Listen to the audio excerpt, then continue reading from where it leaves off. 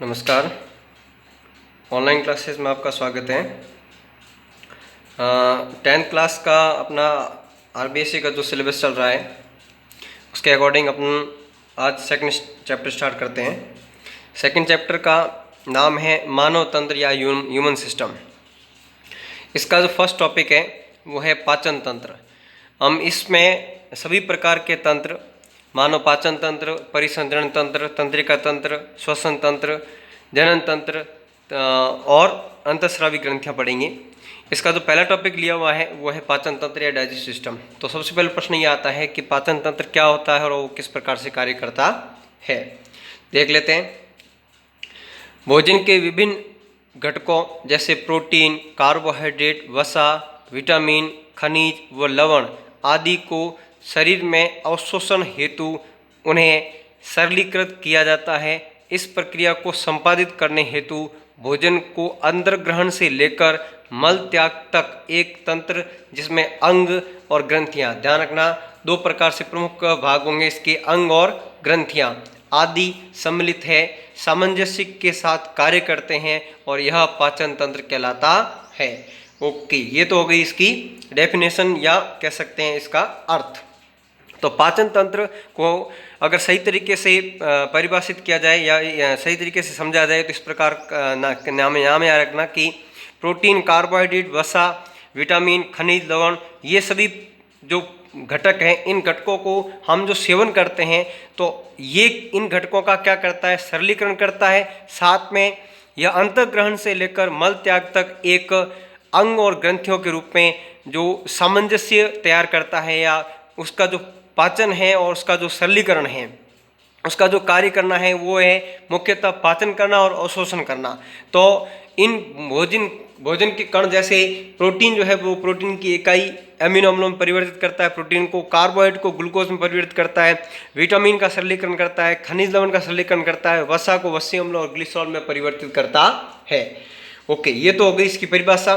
अब हमने इसका जो डायग्राम बनाया है, तो जो बच्चे डायग्राम बना रहे हैं उसके लिए मैंने एक वीडियो और सेंड किया है, वो काफ़ी स्पीड के साथ है, उसको थोड़ा सा धीमे करके देख लें और इस डायग्राम को वो बना लें।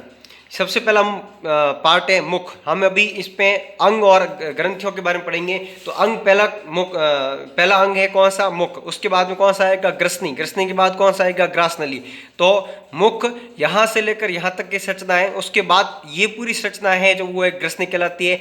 ग्रसनी के आगे का भाग क्या कहलाता है, ग्रास नली कहलाता है। ग्रास नली क्या करती है, ग्रसनी और आमाशय के बीच में एक लंबी नलिका है जो वक्ष गुहा से उदर गुहा में प्रवेश करती है। यहाँ एक नाम याद रखना कि यहाँ एक तनुपट या डायफ्राम होता है। ये डायफ्राम वक्ष गुहा को उदर गुहा से अलग करने का कार्य करता है। हम ये नाम लिखेंगे इसके आगे वाले टॉपिक में हमने अपना ये नाम लिख रखा है कि ये एक डायफ्राम या तनुपट है। ये तनुपट क्या करता है, वक्ष गुहा को उदर गुहा से परिवर्तित या कह सकते हैं विभाजित करता है। तो ध्यान रखना, इसके ये ऊपर का जो भाग है, इस भाग का नाम होता है वक्ष गुहा।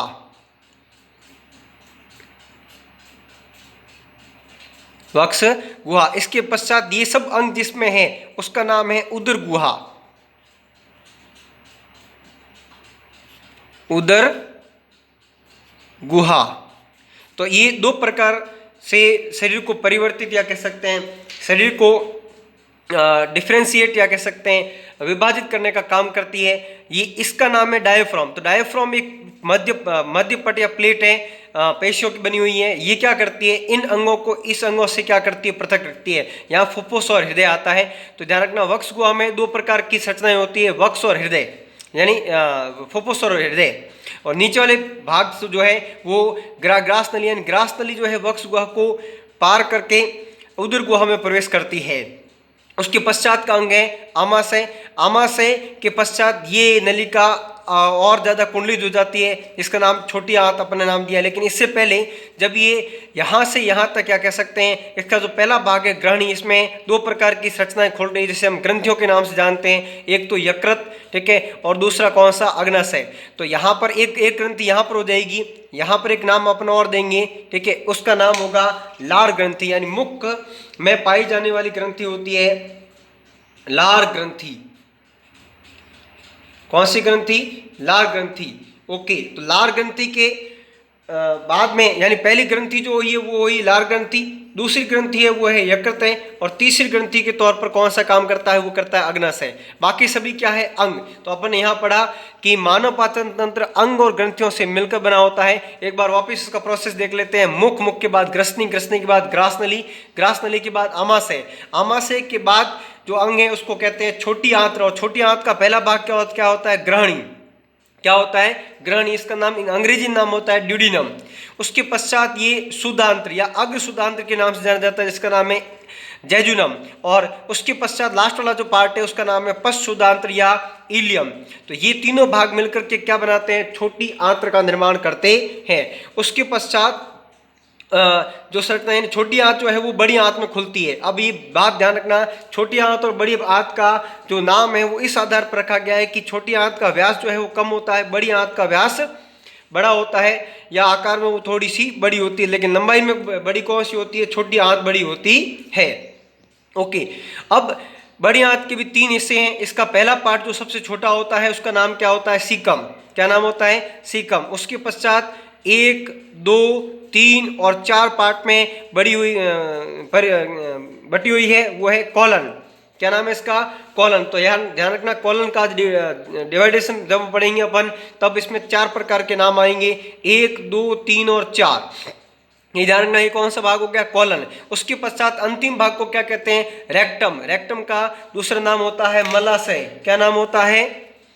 रेक्टम को हिंदी में कहते हैं मलाशय, रेक्टम या मलाशय। ओके, अंत में जो मल त्यागा जाता है उसका नाम होता है गुदा द्वार। तो इस प्रकार ये आहार नाल का डायग्राम बनाएं और उस डायग्राम में सभी अंगों को अलग अलग रंग से दर्शाएं, ताकि इंडिकेशन या कह सकते हैं उनकी पहचान आसानी से की जा सके। नेक्स्ट देख लेते हैं अपन, अब इसको डिटेल्स में पढ़ते हैं। जो अंगों के नाम हैं उन अंगों के नाम के आधार पर हम इनका विस्तृत अध्ययन करते हैं। सबसे पहले अंग के नाम देख लेते हैं एक बार। मुख, ग्रसनी, ग्रासनली, आमाशय, छोटी आंत, बड़ी आंत और मलद्वार, ये हो गई अंग। ग्रंथियां में सबसे पहला कौन सा आ रहा है? लार ग्रंथि। दूसरी कौन सी है? यकृत। और तीसरी कौन सी है? अग्नाशय। तो अंग और ग्रंथियों के हम एक एक पार्ट डिटेल में पढ़ते हैं। अब इसमें आगे देखते हैं। अब आहार नाल और पाचन तंत्र में क्या डिफरेंस है ये देख लेते हैं। अभी सभी अंग मिलकर आहार नाल का निर्माण करते हैं जो मुख से शुरू होकर मल द्वार तक जाती है। तो ध्यान रखना, आहार नाल ही पाचन तंत्र होता है, लेकिन उसका नाम हमने आहार नाल क्यों दिया? क्योंकि इसमें सभी प्रकार से नाम लिखा है अपन है कि सभी अंग मिलकर के जो मुख से शुरू होकर के मल द्वार तक पहुंचते हैं उसका नाम क्या है? आहार नाल। यह करीब 8 से 10 मीटर तक लंबी होती है। इसे पोषण नाल भी कहा जाता है। आहार नाल के 3 प्रमुख कार्य होते हैं। पहला कार्य है आहार को सरलीकृत कर पचाना, यानी भोजन को सरल करके उसको पचाना। अब भोजन के अवयव हम देख चुके हैं, प्रोटीन का सरलीकरण करना, कार्बोहाइड्रेट का सरलीकरण करना, विटामिन, खनिज लवण आदि का सरलीकरण करना होता है। सेकंड, पाचित आहार का क्या करना? अवशोषण करना। और थर्ड है आहार को मुख से लेकर मल द्वार तक पहुंचाना। तो ये हो गए आहार नाल के 3 प्रमुख कार्य। अब देख लेते हैं इनके डिटेल, एक एक अंग को हम यहाँ से पढ़ना चालू करेंगे। सबसे पहला अंग कौन सा है? मुख। मुख के बारे में पढ़ते हैं। मुख एक कटोरीनुमा अंग है जिसके ऊपर कठोर और नीचे, ऊपर वाला भाग कैसा होता है? कठोर, और नीचे वाला भाग कैसा होता है? कोमल। क्या होता है? तालु पाए जाते हैं। तो ऊपरी कठोर तालु और निचला कोमल तालु से मिलकर के मुख अपनी संरचना कैसे बना देता है? एक कटोरीनुमा संरचना बना देता है। मुख गुहा में ही चारों ओर गति करने सकने वाली पेशी निर्मित क्या पाई जाती है? जीवा पाई जाती है। ओके, अब जीवा किससे जुड़ी हुई होती है उसके बारे में पढ़ते हैं अपन।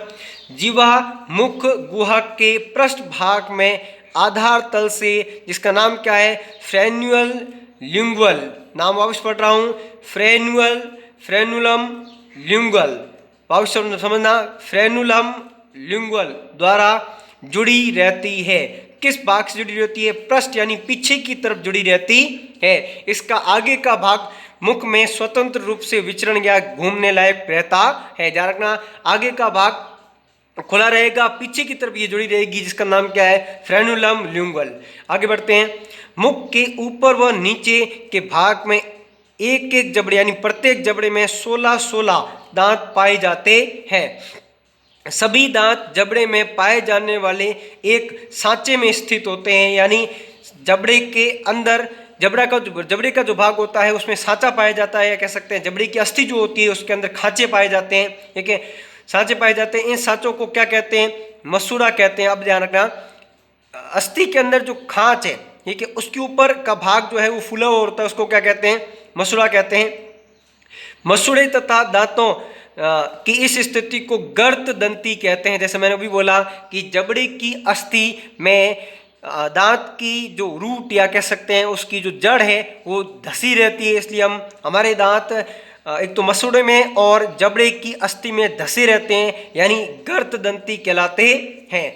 आगे का टॉपिक देखते हैं। मानव में द्विबार दंती दांत व्यवस्था पाई जाती है। द्वि यानी का मतलब होता है दो बार, यानी दो बार दांत आते हैं। कौन कौन से दांत आते हैं दो बार? जीवन काल में दो प्रकार के दांत, ठीक है। पहला कौन सा? अस्थायी, जिसे दूध के दांत कहते हैं, और तथा स्थायी यानी जो परमानेंट टीथ के नाम से जाने जाते हैं। तो दो प्रकार से दांत आते हैं, दूध के दांत और स्थायी दांत। इसलिए मनुष्य क्या होता है, द्विबार दंती होता है। तो दो टॉपिक अपने यहाँ समझ गए। पहला तो गर्त दंती, दूसरा कौन सा, द्विबार दंती। अब हमारे मुख में पाए जाने वाले दांत कई प्रकार के होते हैं। ये प्रकार 4 प्रकार से विभाजित हैं, इसीलिए मनुष्य को एक नाम यहाँ पर और देना पड़ेगा, विषम दंती। विषम दंती।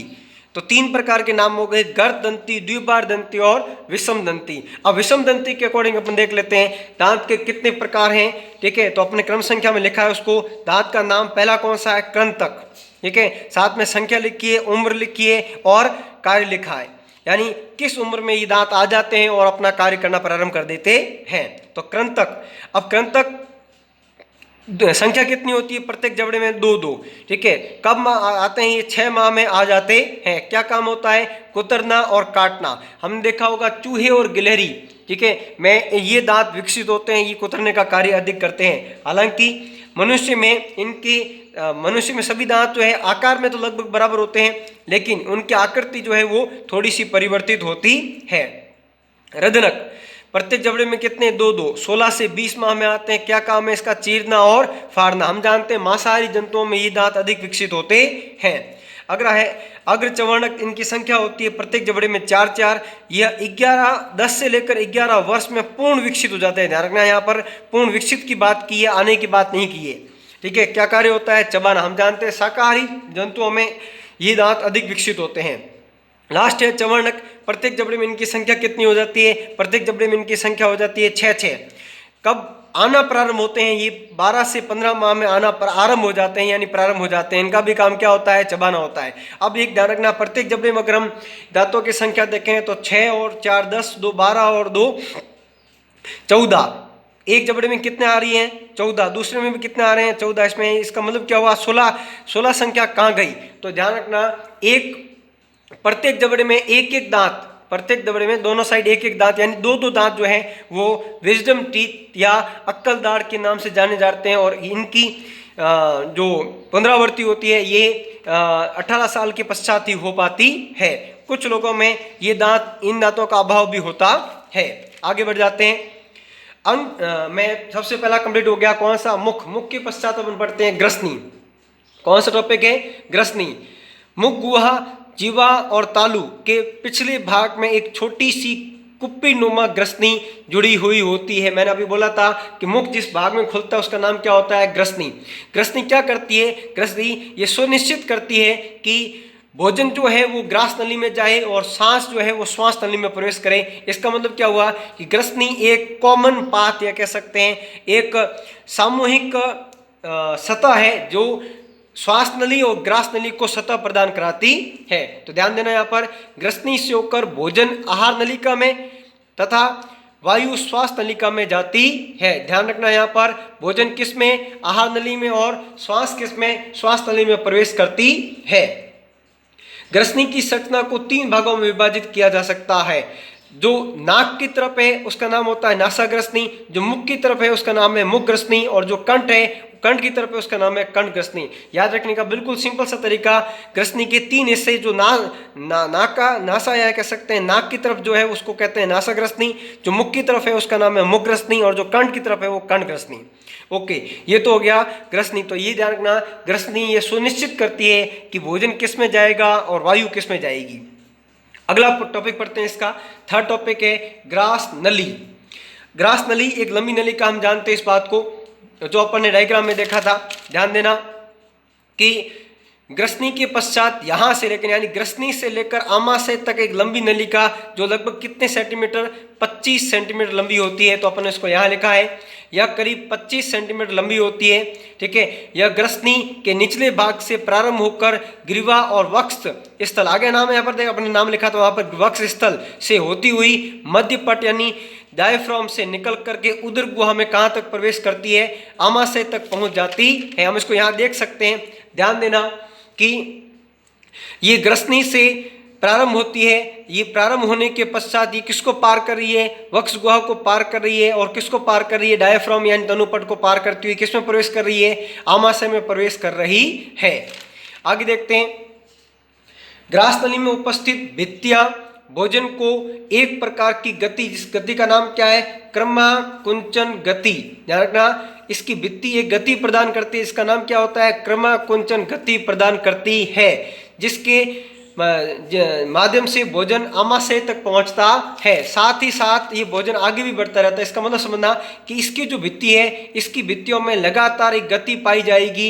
ये गति क्या करेगी, भोजन को यहाँ से लेकर आमाशय तक लगातार भेजने का कार्य करेगी।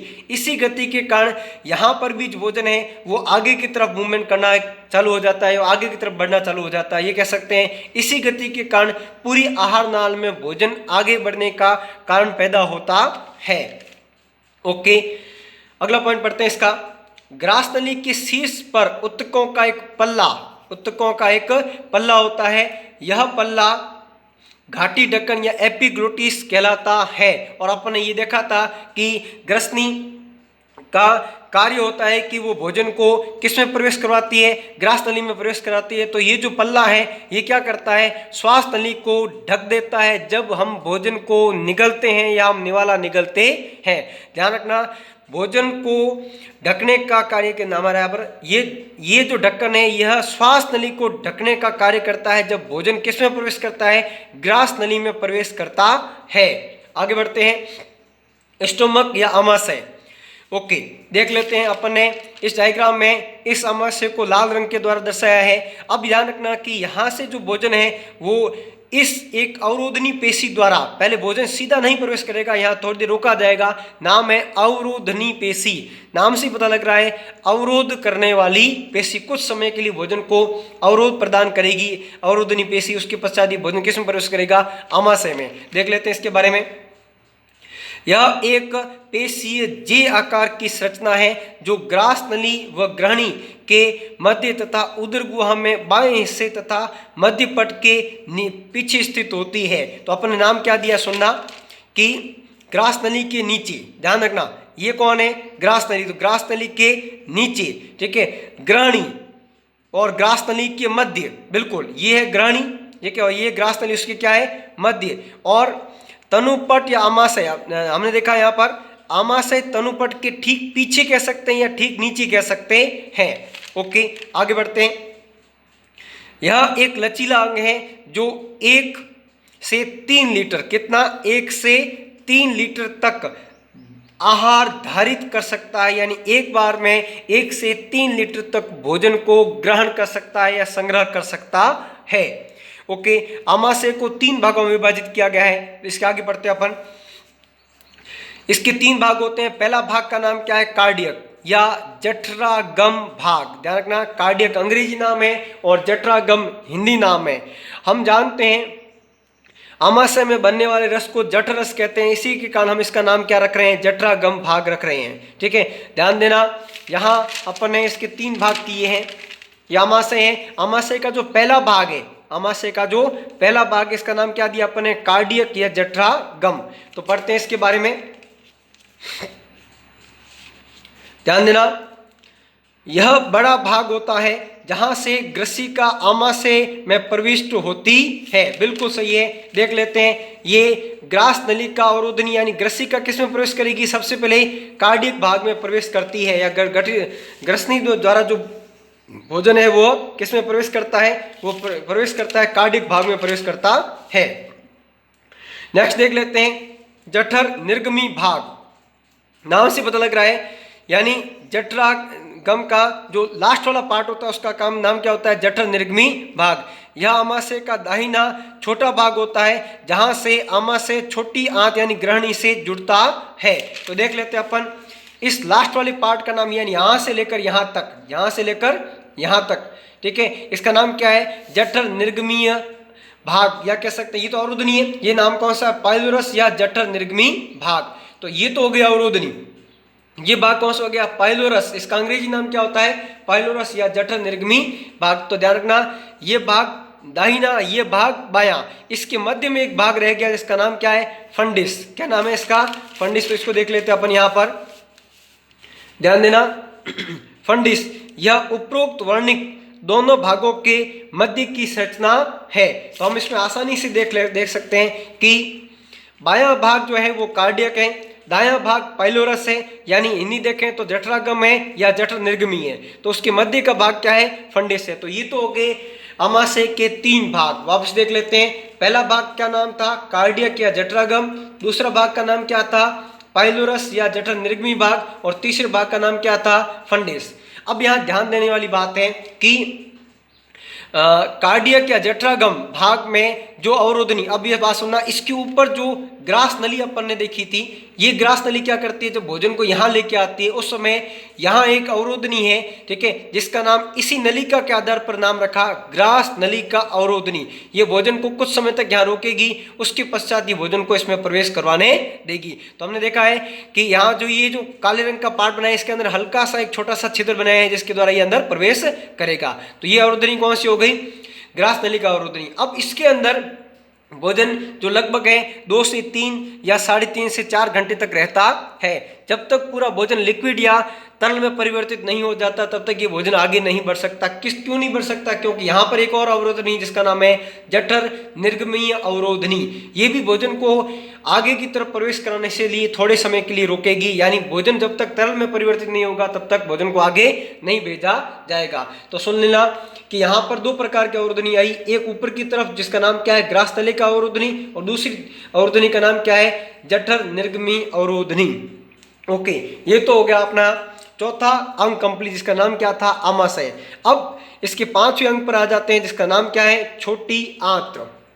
देख लेते हैं, छोटी आंत्र मानव में इसकी औसत लंबाई 7 मीटर होती है, यानी आहार नाल का सबसे लंबा भाग कौन सा है? छोटी आंत्र है। आहार नाल के इस अंग द्वारा ही भोजन का सर्वाधिक पाचन और अवशोषण, ध्यान रखना, सर्वाधिक पाचन भी यही करती है और सर्वाधिक अवशोषण भी यही करती है। इसके भी कितने भाग होते हैं? 3 भाग होते हैं। पहला भाग का नाम क्या होता है? ग्रहणी या ड्यूडिनम। ओके, देख सकते हैं अपन इसको डायग्राम में। ड्यूडिनम जो भाग है वो छोटा भाग है। यहां से लेकर हम देख रहे हैं कि ये जो पीले रंग की संरचना है ये यहां से लेकर यहां तक सी आकार में आ रही है, इसका नाम क्या है? ग्रहणी। तो देख लेते हैं इसकी डिटेल्स को। आमाशय से जुड़ा हुआ यह छोटी आंत का सबसे छोटा भाग है। ध्यान रखना, छोटी आंत का सबसे छोटा भाग कौन सा? ग्रहणी। जैसा मैंने अभी सी आकार का बोला, जो भोजन का रासायनिक पाचन करता है। रासायनिक पाचन का मतलब क्या हुआ कि भोजन में यहाँ पर ग्रंथियों द्वारा विभिन्न प्रकार के एंजाइम छोड़े जाते हैं। ये एंजाइम क्या करते हैं? भोजन का सरलीकरण करते हैं। क्यों? क्योंकि एंजाइम जो है वो एक रासायनिक पदार्थ स्रावित के तौर पर होता है या रासायनिक पदार्थ होता है। तो रासायनिक पाचन कौन करते हैं? एंजाइम करते हैं। कौन करते हैं? ये नाम आगे और आने वाला है, एंजाइम। नाम याद रखना है यहाँ पर, रासायनिक पदार्थ का नाम क्या है? एंजाइम में सबसे महत्वपूर्ण भूमिका निभाता है। ओके, ध्यान रखना, ग्रहणी प्रथम भाग है, सबसे छोटा भाग है, सी आकार का है। उसके पश्चात चलते हैं अग्र सुधांत्र। तो ध्यान देना, तो यहां से लेकर लगभग यहां तक का जो भाग है ये अत्यधिक कुंडलित होता है और ये अत्यधिक भाग कुंडलित भाग क्या कहलाता है? अग्र शुद्धांत्र कहलाता है।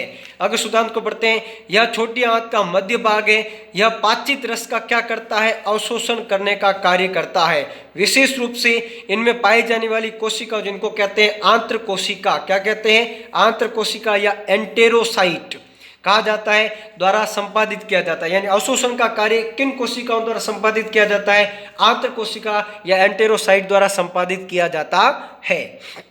इसका अंतिम भाग देते हैं, इसका नाम क्या है? पश्च शुद्धांत्र है। अब ध्यान देना, पश्च शुद्धांत्र यहां से लेकर ये भी काफी कुंडलित भाग होता है और ये बड़ी आंत में जाकर के खुलता है।